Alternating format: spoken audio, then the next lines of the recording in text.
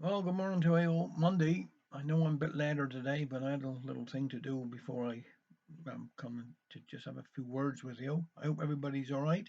I haven't got my tie on today. He's not, but he was some hot, and I thought, well, I don't need a tie on this morning. Surely, not with the heat like it is. I mean, it's just handsome, and it's just lovely. I mean, given a chance for the weeds to grow as everything else, but stay safe, keep the grass short, and just look after yourselves. No, I haven't had nobody not even look up there for their birthdays today, so I know it's my brother, one of my brothers later on this week, so I'll meet them. Now I'm just going to do a couple of David Prowse stories here today. This one's called Bedtime Story. Oh, my handsome, said Jan, what a shambles. My life had been turned on his head. Since Ada went out with some money I saved and bought us a spanking new bread. I suppose we was due for replacement. The last one was new in the war. And a bit like his owner, he'd lost all his spring and was sinking his way to the floor. But that bed would resolve every difference you can get between woman and men. You could climb to the edges, but once you relaxed, you was back in the middle again.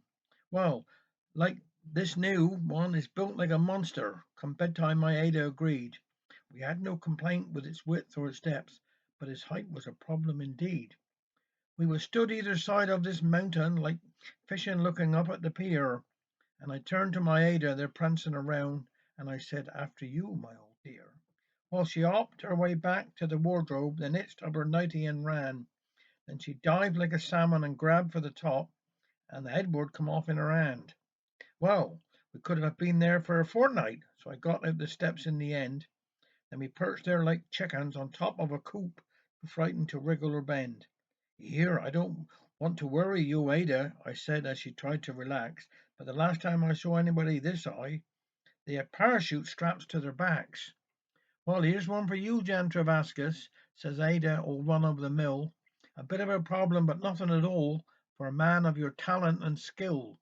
'Cause you'll notice I moved bits and pieces so that everything fitted all right.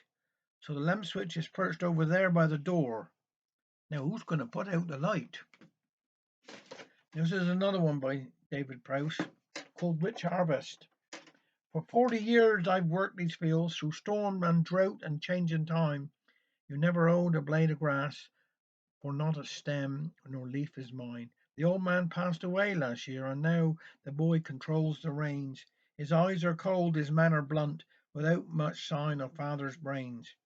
It's hard to fathom different ways or take instructions from the young, when all I know is learn from life while his has only just begun.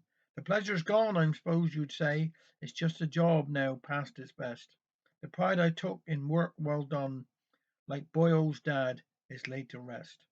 And what to do and where to go, for one who only knows the land, he owns the house, he pays the wage. So who's to help or understand? He'll see me off in life or death, and if I'm spared, the best I'll do is staring out at council walls and waiting in the pension queue. And on the village seat I'll spout of threshing days and harvest scenes when hands and horses ruled the roost before with tractors and machines. And when I'm gone, the grass will green in spring and all will be the same. And only then I'll get what's mine, a plot of land that bears my name. Have a nice few days.